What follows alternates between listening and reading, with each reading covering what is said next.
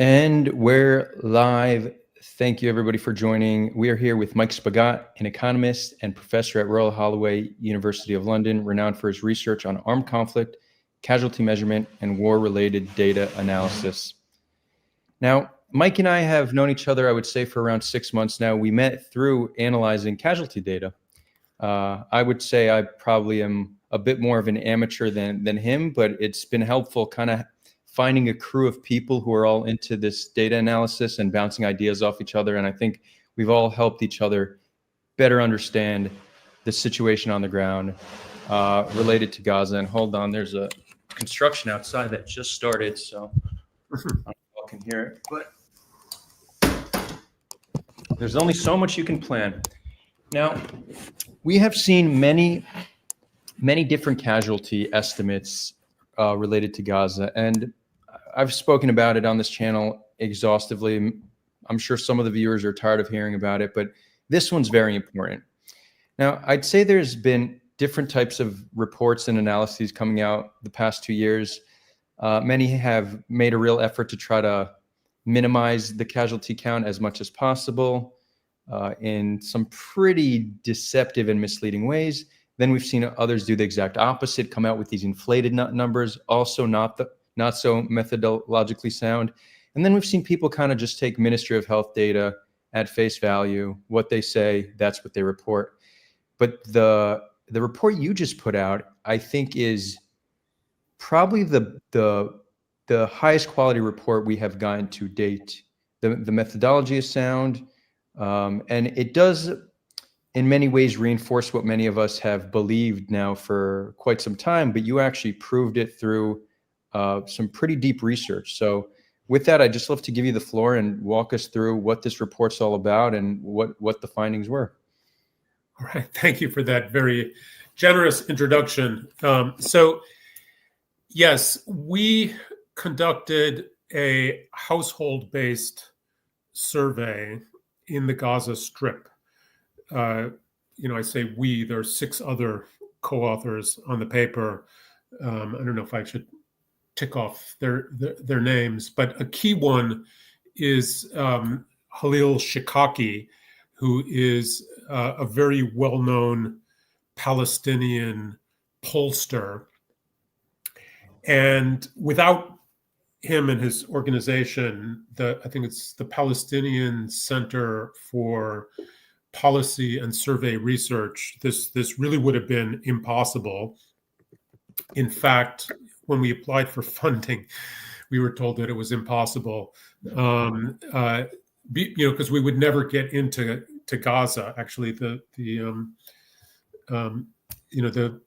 people who turned it down on that basis didn't actually read the proposal all that closely, because we explained how we were going to do it, which is that Halil's organization already had field workers on the ground in Gaza, experienced survey researchers who were there. And not only that, and this is also crucial, they have been tracking the population movements in the Gaza Strip since the war began.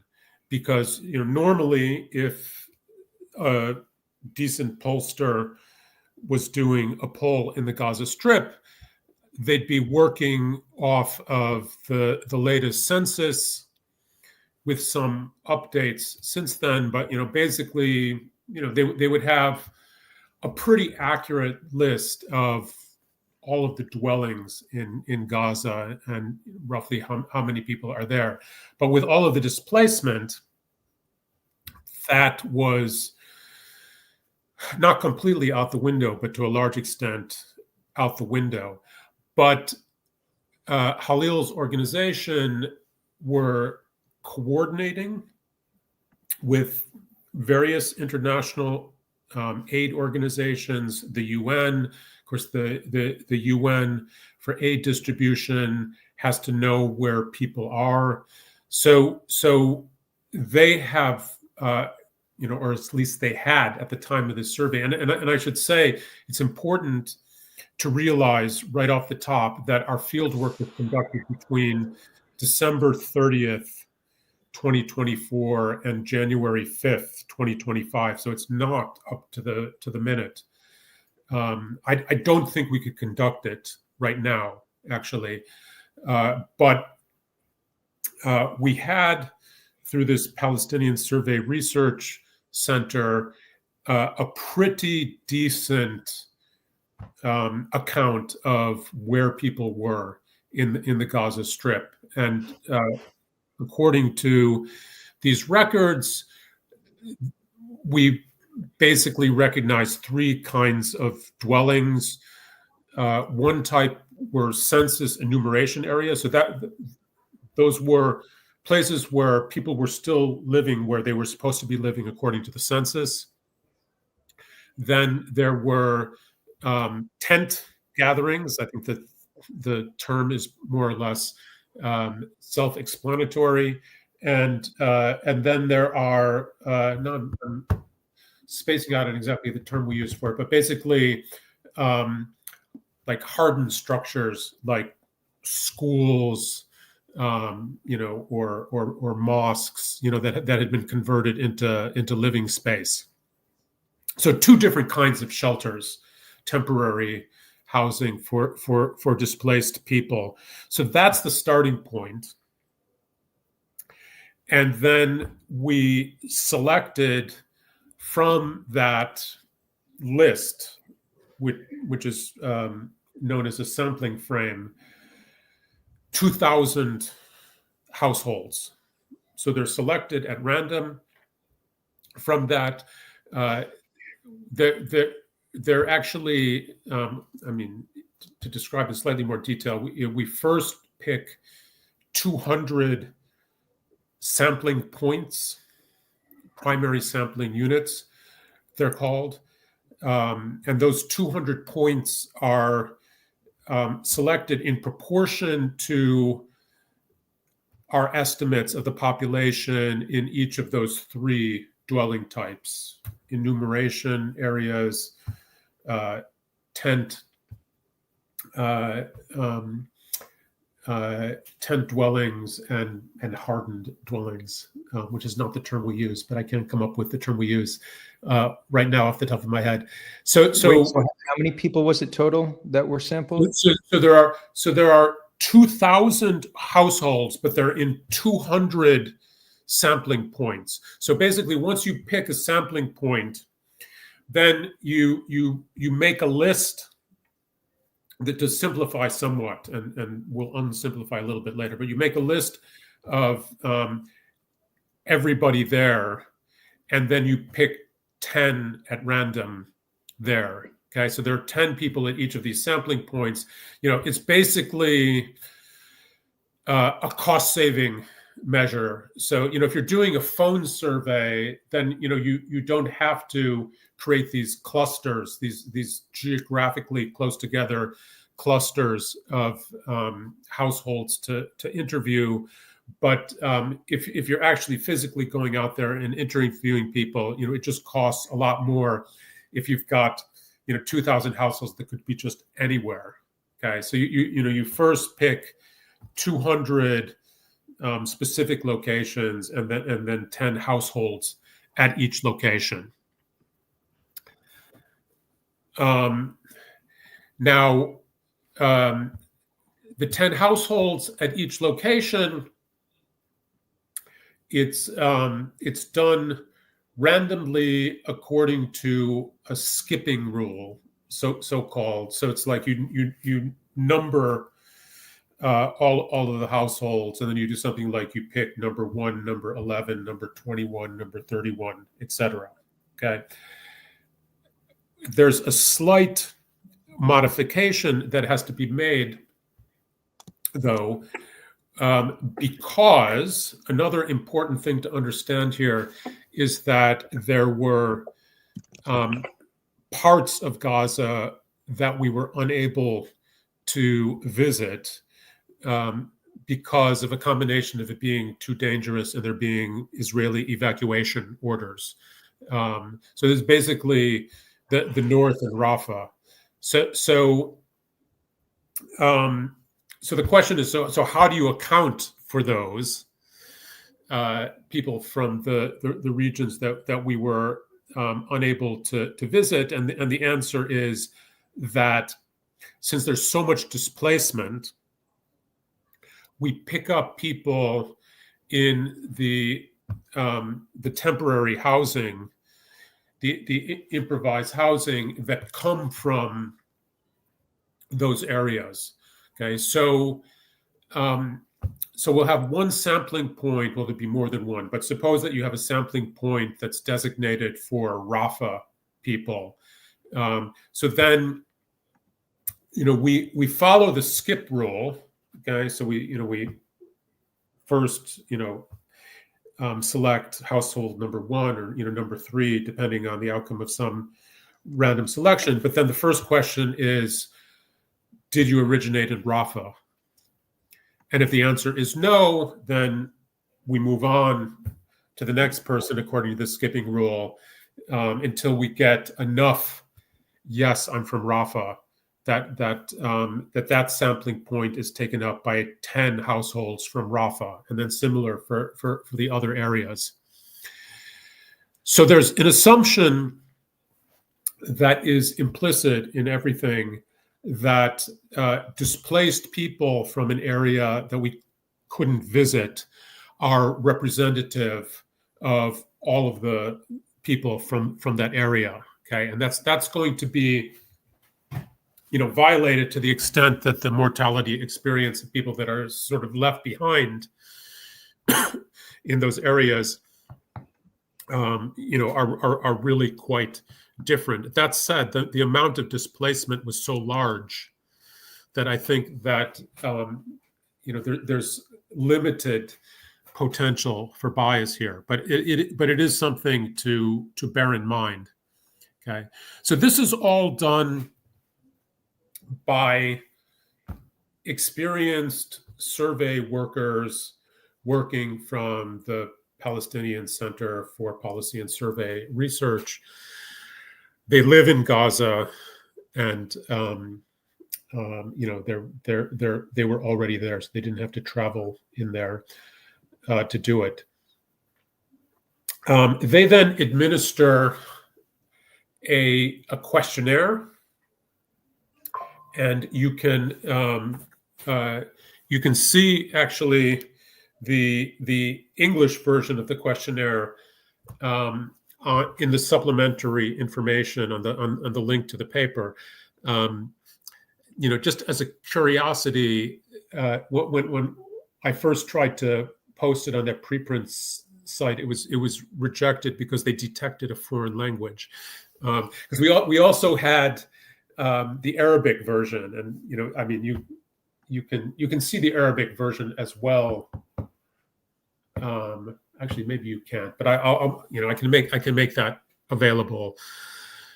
But so they just have a rule that there can be no foreign languages on this, which is a little bit frustrating because really the actual instrument that is administered is, of course, the Arabic version. The English version is just up there so that English speakers can see it. But to the extent that you're interested in the exact wording of questions, you really need to look at the Arabic version. Now, that said, it's pretty simple. And it really boils down to the following. You're asked to list all the people who lived in your household as of October 6th, 2023. And that's an important point, that we're not trying to define households as they exist right now. With the displacement, undoubtedly there has been some changing in household composition, but the people who are interviewed are asked to reconstruct the October 6th, 2023 household, like list all of those people. And then they have to say what's happened to all of them. Essentially, are they still alive or dead? And if they're dead, was it a violent death or was it a non-violent death? There are a couple of other options, just mainly there so that people would have an outlet for reporting other statuses that aren't dead or alive, such as missing. Like you can report someone as missing, but we did not treat missing people as dead in our estimates. So that, to the extent that the missing are dead, the estimates would be higher. Imprisoned is another answer that you can give. So, based on that. Oh yeah, and there's also, it has relatively little impact, but there's also a small module where you report births that happened after October 7, 2023, and then you also say what happened to those people who were born. We had 4 people in the survey who were reported as having been born after October 7 and then being subsequently killed or died. Nowhere near enough to actually make an estimate based on that, but they're there. Off the top of my head, I'd have to look to be sure, but I think there were something like 280 births, almost equal numbers of boys and girls. So again, it's not enough to do an estimate on, but we didn't pick up a terrific death rate of newborns in the survey. So okay, so that's basically what we've done. The idea behind it is really the idea behind any sample survey. It's really an extremely simple idea. In this respect, I think we're in a much better position than that estimate that came out in the Lancet some months ago. In that it's complicated to understand that one. The recapture thing based on having multiple lists of people dead and analyzing overlaps between them. The survey idea is extremely simple. Is that you get a random sample of the population, you calculate the death rate within your random sample, and then you project that to the whole population. So if 1% of the people in your sample die, then your projection is that 1% of the population have died. Okay. Now, and that's, it's very simple, intuitive. I mean, at least textbook versions of all surveys work that way. Okay, the problems arrive. It then starts getting a little bit more complicated to the extent that your sample doesn't look perfectly random. Okay, so this is a big issue, for example, in political polling, where, for example, they're doing well if 5% of the people they call up don't just hang up straight away. So already, you've got this issue that, you've interviewed only the people who didn't hang up. Now, that was not a big problem. People refusing to do the survey was a trivial problem for us. I don't have the number off the top of my head. It's somewhere in the paper, but it's like a handful of people, like maybe 10 or something, said that they'd rather not answer the survey, and then we move on. We certainly can't compel people to do the survey, but I think because of really the displacement and inaccessibility of areas, what we ended up with was a sample that was a reasonable match for known characteristics of the population, but deviating in some important ways.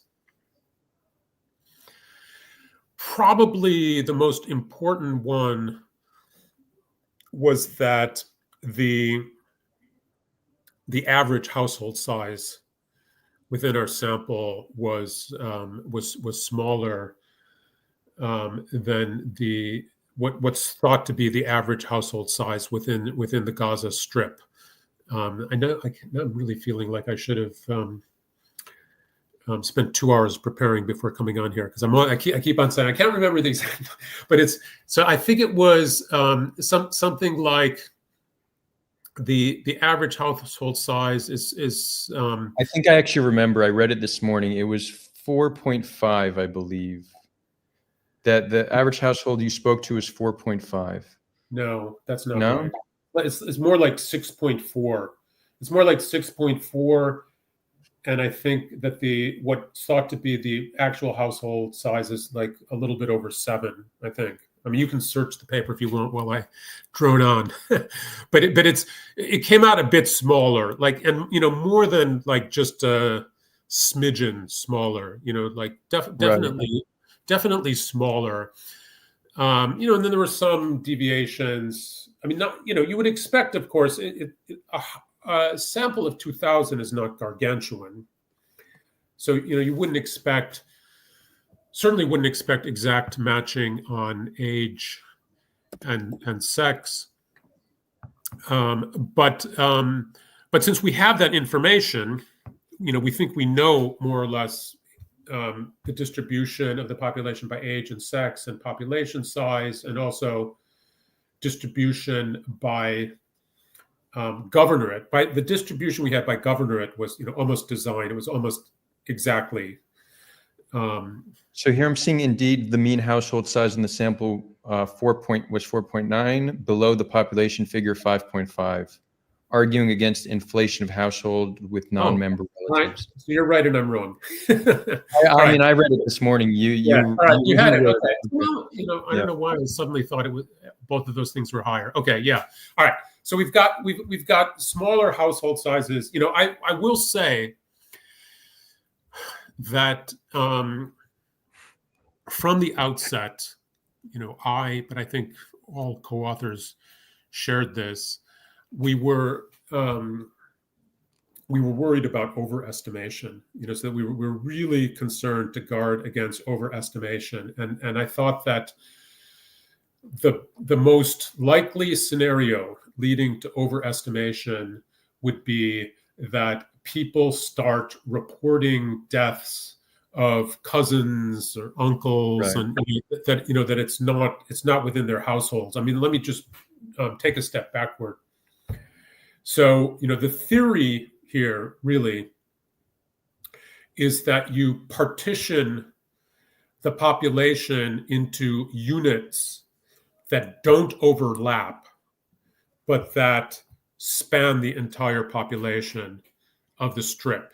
Okay. And the not overlapping is important. So the idea is that everyone lives in one, but only one household, where the household is meant to mean that you're sleeping and eating under the same roof. Now, I think in Gaza, this wouldn't be such a precisely defined thing as it would be, say, in the UK where I'm living, or in the US, and that I think it would be more common for for example, cousins to live down the street and often be like over having dinner and maybe even sleeping over sometime. So I don't think that it's that you can define this perfectly, but I think you can be close. And so in the training for the field teams, this was like a major point of emphasis, that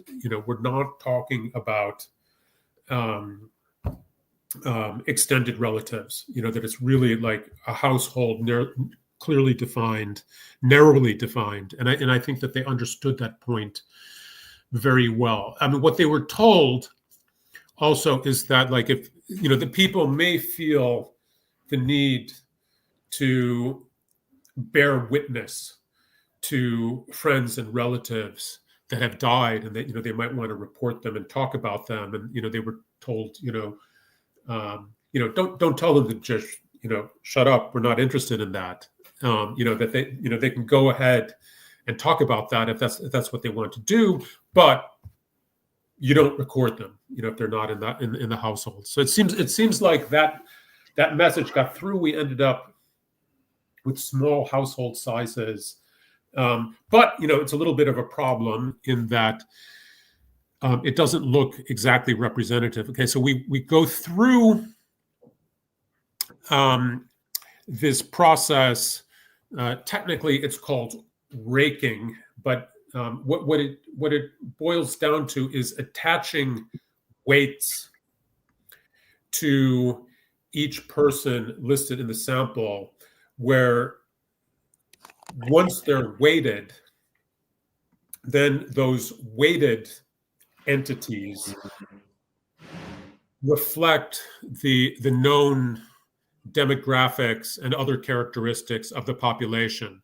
Okay, so if you're from a large household, according to the survey, you're going to get upweighted, so that will apply a weight more than one to you, so that what you're reporting counts for a little bit more than what people in the smaller households are reporting, because then kind of the effective reporting units, end up having household sizes, that reflects the background. And if you are from an age/sex group that has a lower fraction of the sample population than their proportion within the full population, then again you get upweighted. If you're in a demographic group that is overrepresented in the sample relative to the population, then you get downweighted. Okay, so and there's a table somewhere in the supplementary materials that shows what the characteristic of our sample population looks like after this weighting process. Okay, and if you really want to get into the weeds, the difference between raking and weighting is that raking just kind of does all of the weights on all of the different characteristics in tandem, because you can't get a perfect match on every characteristic, because like if you weight on the demographics, then you're going to throw the household weightings a little bit out of whack. And so raking kind of it reaches a compromise between these two factors. But in the end, the weighted sample matches the known population characteristics quite well. Okay, so just to kind of retrace what we're doing, so at first we try as hard as possible to get a good random sample that wouldn't need any weighting. Okay, but then we observe that it doesn't look like a perfect mirror image of the population. And so this raking, weighting process, then accomplishes that. So all of the estimates are after raking/weighting. Although, again, in the supplementary materials, we've got a table where we look at lots of different estimates making different assumptions. And one of the estimates we look at are unweighted estimates, which in fact are substantially higher. So the effect of the weighting actually drives the numbers down. But I think it's the right thing to do, not because it drives the numbers down, because I think it's just better to get a good match to. It's more accurate that way, yeah. I think it's more accurate that way, yeah. How do you account for the fact that people are more likely to perhaps inflate the deaths in their household than they are to deflate? Now, I imagine the overwhelming majority are going to answer honestly, but those who decide to not answer honestly are more likely to inflate. Yeah. So, okay. So first of all, we're very clear that there's no there's nothing to be gained from No monetary compensation. Yeah, there's no monetary compensation. There's nothing to be gained. That this is not like connected with aid. But I mean, some people might think, well, you if they get a high estimate, then maybe like the international community will send a lot of aid. Now we didn't tell them what the purpose of the survey was. That it's about measuring the death toll. So I mean, some people may have kind of seen maybe that's where it was going, and then if they're fast thinking, maybe they think, oh, maybe I should add a lot of deaths, to get a high estimate. But that said, the first thing that they do is to list household members, before they've been told anything about the survey. So, so if they want to report deaths that didn't happen, they've got to say like that this guy that they've already named is in fact dead. That's unlike. Yeah, once you do it that way, you're like, you say name everyone in your household, and then you say how many of them were killed. Maybe you'll get some inflation, but it seems like it's going to be very minimal, negligible, I would say, if you're doing this over 2,000 households. I would say, and also what I would say is that you don't ask how many were killed. You say, okay, person number one that you listed, is he alive or dead?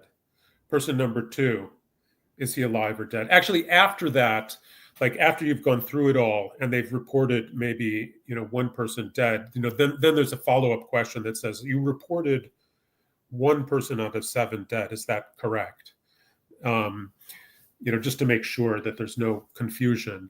But because I say this because I think some surveys that have been done are, to save time, to go faster, they do exactly what you just said. It's just that question number one, how many people in your household? Question number two, how many of them are dead? Okay, right. Rather than taking a household roster first. One by one. Yeah, one by one. So I think that process, which has been implemented in the field in which you kind of laid out, I think is more vulnerable to people making up deaths. I would agree. So you guys were very, very careful with how you did it.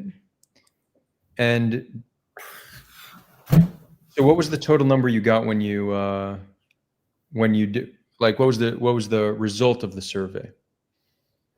So I'd say the main result is we have a central estimate of 75,200 violent deaths. It would be nice to pull up that table here. I mean, actually, can we pull up? Yeah, we can pull it up. Table 4 and actually show it, which will also save me from further exposing how far gone my memory is. And what page would that be? So it's table number 4. It should be much further up. This is the main paper. Okay, yeah. It's actually, but it's at the go to the next table 4 because right here. We're here, but then it's at the back where we put all the tables. So you have to scroll down a little bit further. Yeah, I think just after the bibliography. There we go. Yeah, but those are raw numbers, unweighted. So keep on going to table 4, and we'll see weighted. I mean, it's unweighted. No, okay, yeah. Keep on going. Next one. Here it is. Yeah, and we can even keep getting on the screen nicely. Okay, so central estimate for total violent deaths, 75,200, and then the 95% confidence interval around that goes from 63,600 to 86,800. Now, I should say, and in fact, this is a point about all surveys, and people are not necessarily very forthright about that. But, the true uncertainty is always bigger than what you see in a 95% confidence interval, because the confidence interval, as it's calculated, is taking into account only sampling uncertainty. Okay, so only the fact that you haven't interviewed every single household in the whole strip, in our case, the case of our survey, every single household in the whole strip, but rather you've just picked at random 2,000 of them. But but there are other reasons why your estimate might be too high or too low. We've got a whole section where we list sources of possible underestimation, overestimation. Maybe Right. time permitting, we return to that. But okay, so I just want to underline that that we should kind of mentally widen these things a little bit. But we've got this violent death estimate. Okay, now again, remember, this is only as of January 5th of 2025. So if we compare that with the Ministry of Health figure, this one I think I remember more or less, it's about 47,700 or it's something like that, and it's 39% lower than our central estimate, and something I can't remember, like 21 or 29% lower than the bottom of our confidence interval. Okay, so substantially lower. Now, interestingly, I mentioned earlier there was that study that was published in The Lancet using the recapture methods. And for their estimate, in the comparison with the Gaza Ministry of Health for the period that they covered, the Gaza Ministry of Health was 41% below their central estimate. So they've got 41% below, we've got 39% below. So very close. Wait, just to make sure I'm not missing, but was this also, because it seems like there's a way that you can cross-reference your findings by seeing what percentage of the names are in the MOH database, and then seeing if you reach a similar number. Did you guys do that as well? That would have been nice, but we couldn't, because we couldn't retain the names. So we have to pass ethical review in order to do this. And it's considered, well, it's not considered strictly forbidden, but it's considered that it's potentially risky, and you have to go through like a stricter ethical review if you propose to retain the names. So and also, I think people feel more comfortable if you tell them at the beginning that the names are not going to be retained. Now, Right.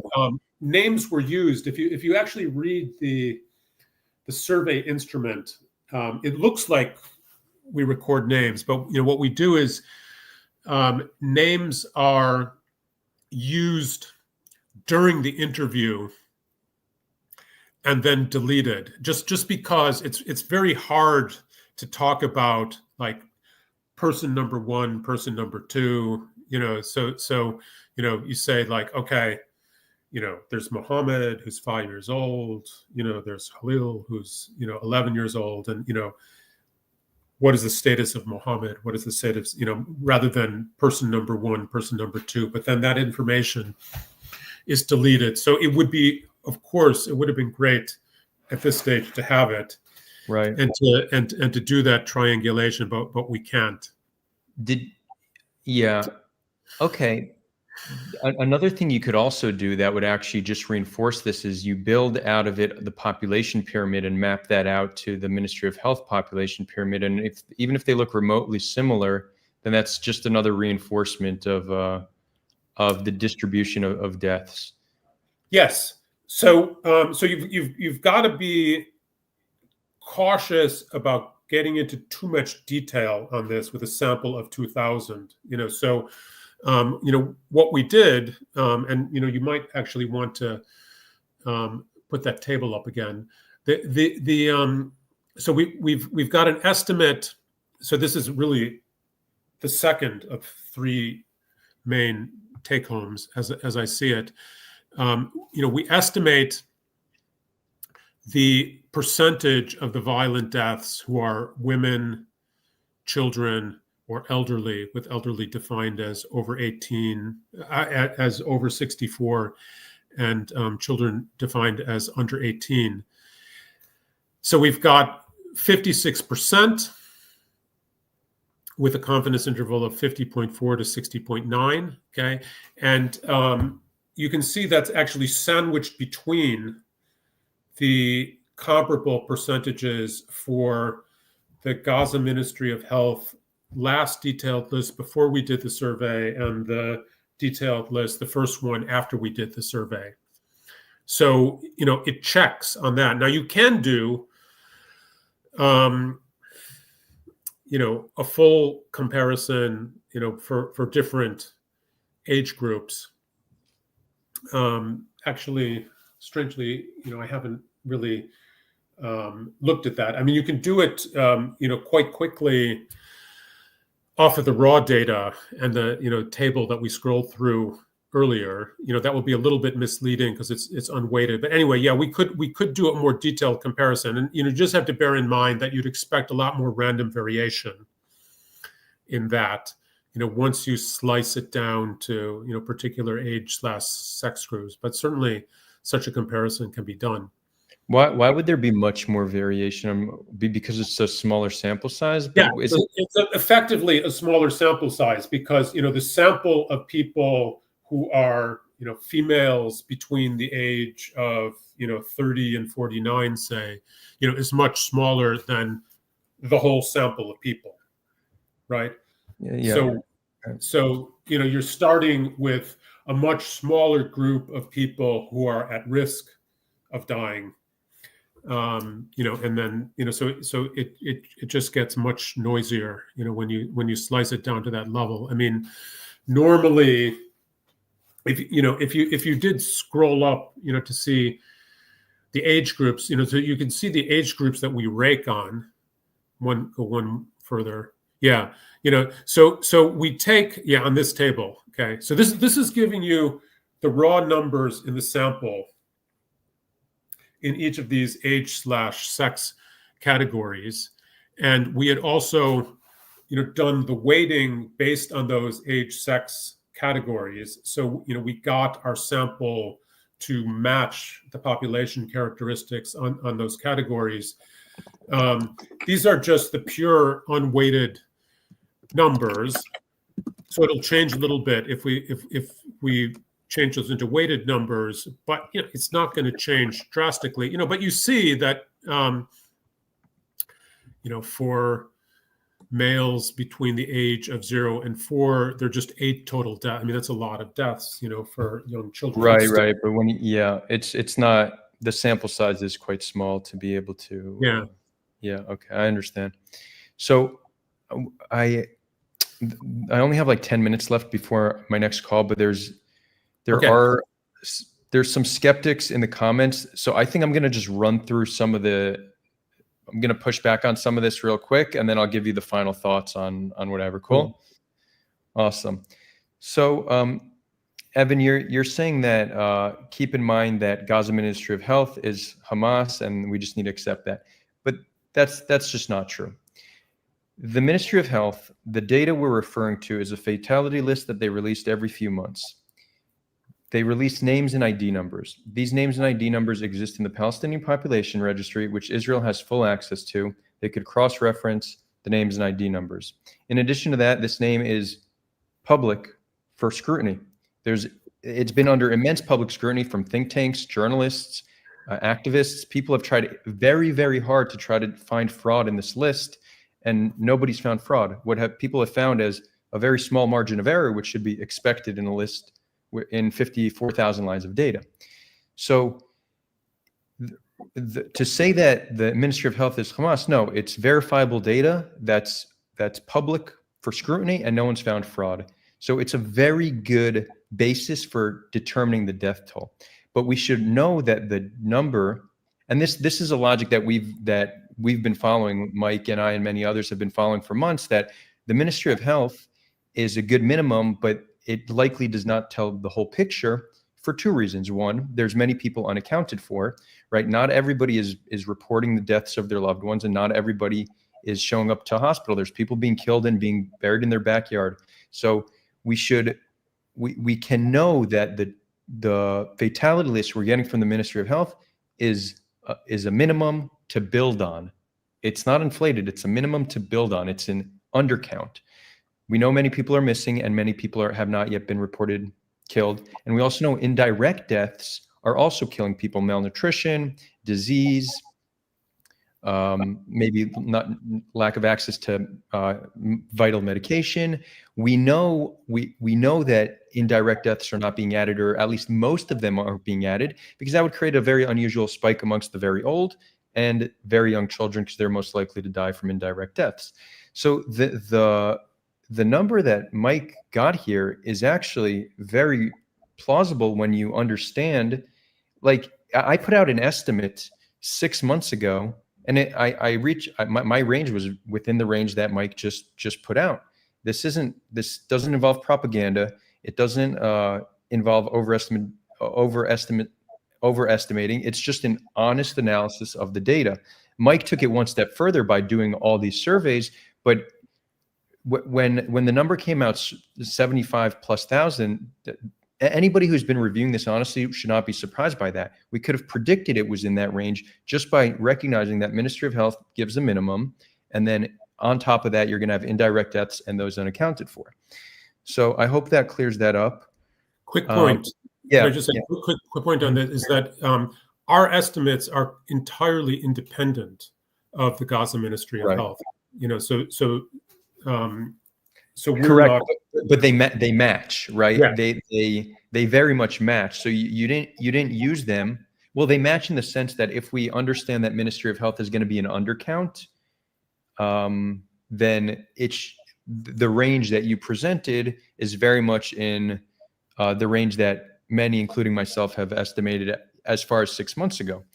Now, I'm glad you didn't use the Ministry of Health, because it allows for this completely independent analysis. And then there was another analysis which you mentioned. What they did was they looked at social media posts of people, like social media obituaries, and saw what % of those are not found on the Ministry of Health data, and also reached a similar number to yours. So at this point, there's a lot of corroborating evidence and reports that this is a very plausible range.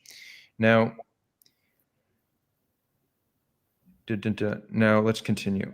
Another thing, Yigal says using 18 as a cutoff for child isn't super useful in Gaza due to the existence of many child fighters. So that is also not supported in the data we see, and it's not supported in video and photo evidence. The significant usage of child soldiers is simply a claim that is made by the Hasbaristas that's never been corroborated. And when we look at the MOH data, we only see 1,200 more fatalities in boys ages 15 to 17 than we see girls of the same age. So you could say, okay, perhaps that's 1,200 child soldiers. But when we see that the excess male deaths exist in virtually all ages, as young as 9 and 10-year-old boys are dying at a higher rate than girls because they take more risks, and they're often confused with being combatants. The excess male deaths the data is not showing significant usage of child soldiers. So that's also just something, it's a claim that's being made that just is not supported when we look at the data.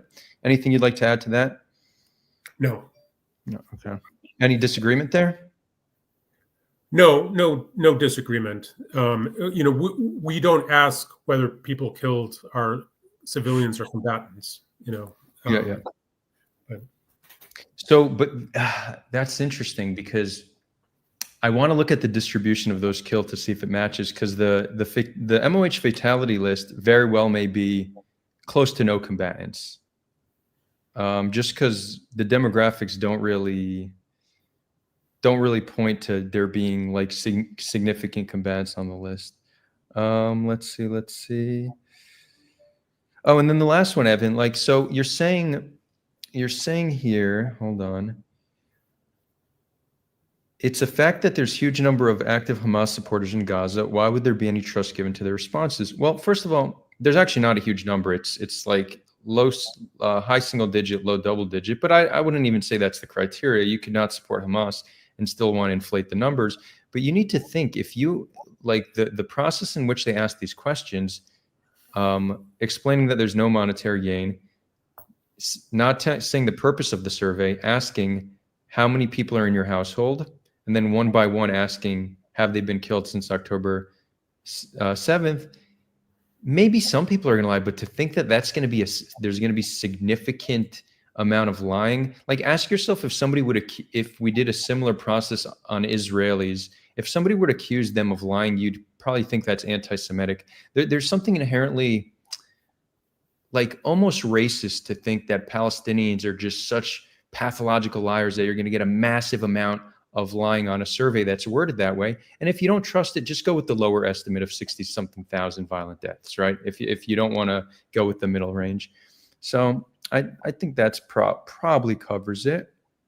Anything you'd like to say, Rad?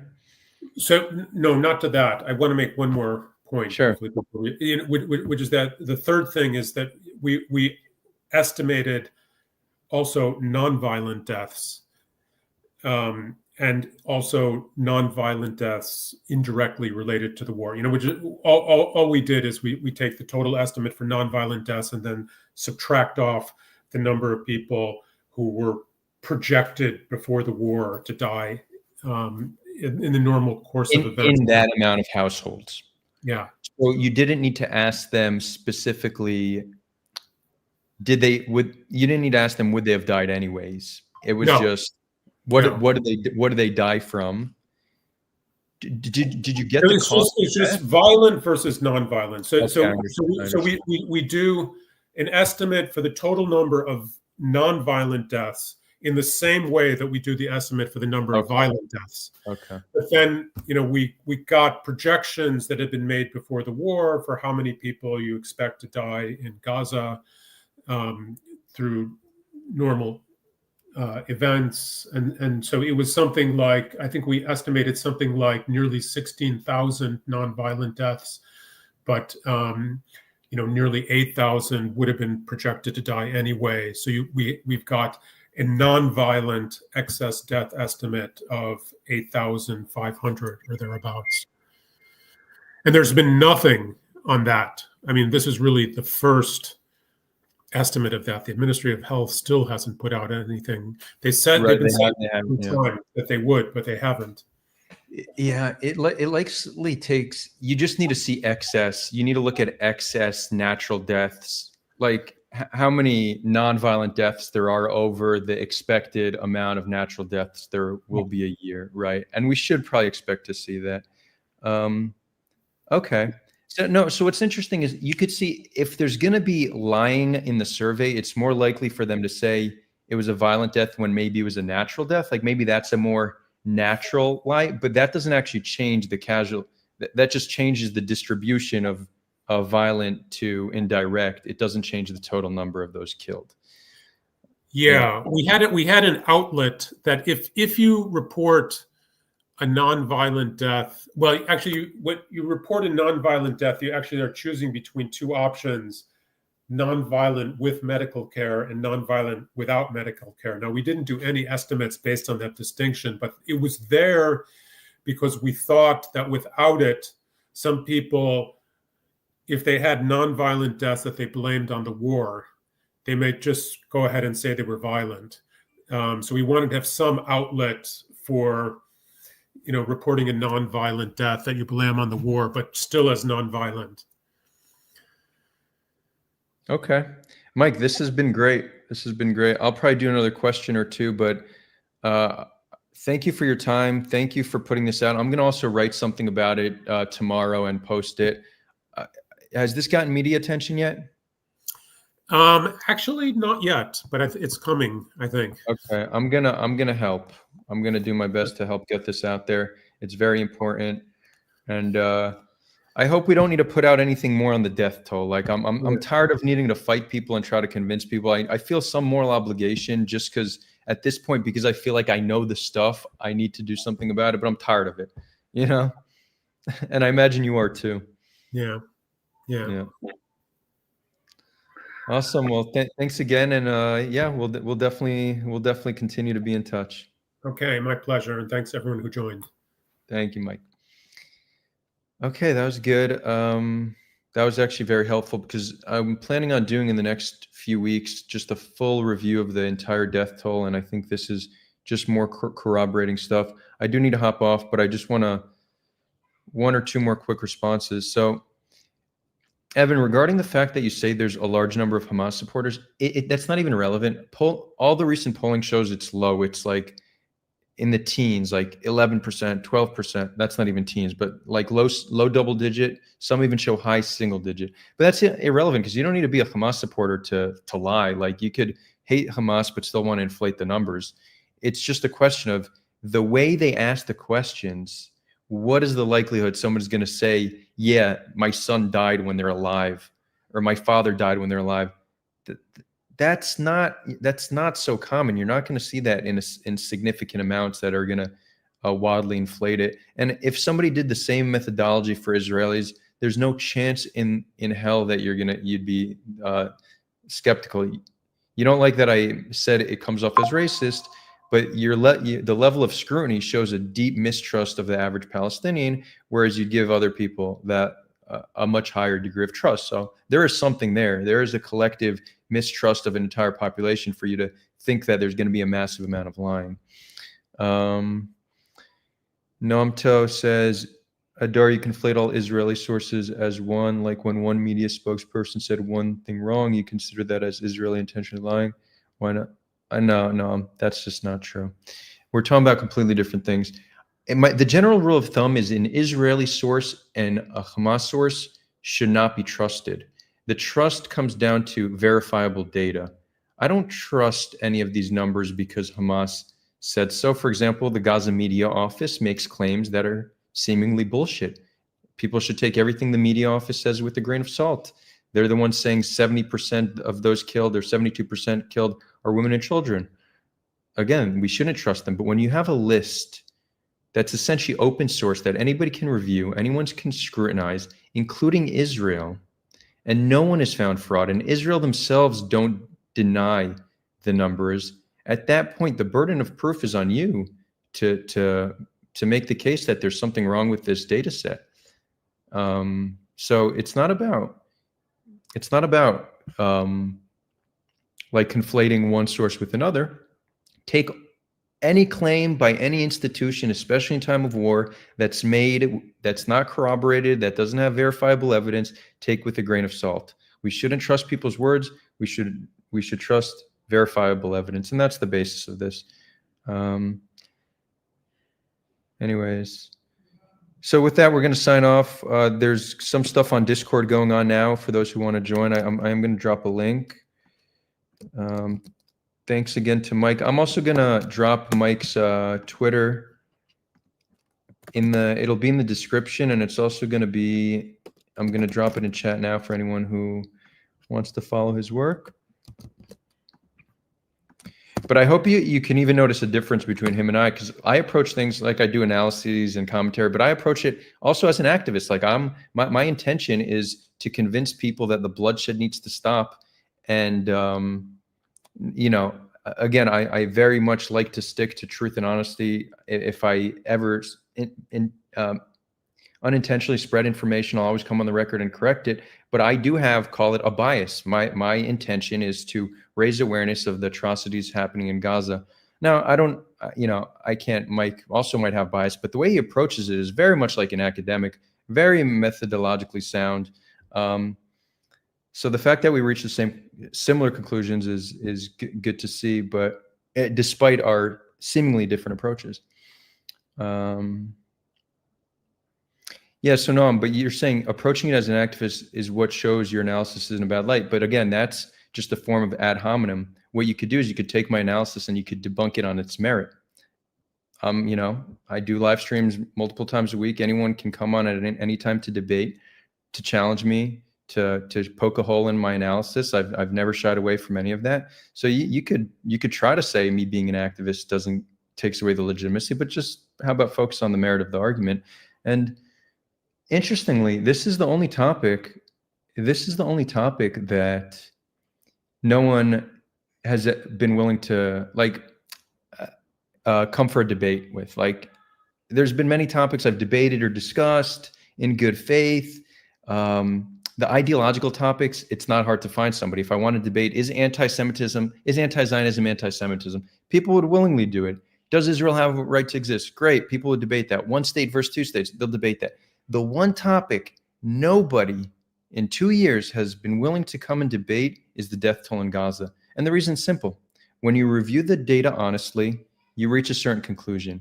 So either you don't want to, you understand there's nothing to debate, or you're pushing a different narrative that you recognize is just not defensible. So you're just going to spread that narrative on Twitter and on other social media platforms. But when it comes to needing to defend it publicly against somebody who actually knows, nobody's willing to do it. So I'll put this challenge out to anybody watching this. If you think you could make the case that there's massive fraud in Ministry of Health data, or that the death toll is somehow lower than what's being reported, let's do it. An open invite to make the case.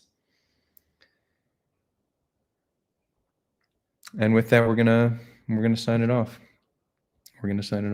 Oh, and what you just said, it has nothing to do with an analysis. That's simply a claim I made. I've put many analyses out on Twitter, and you're welcome to challenge them at any time. See y'all on Discord.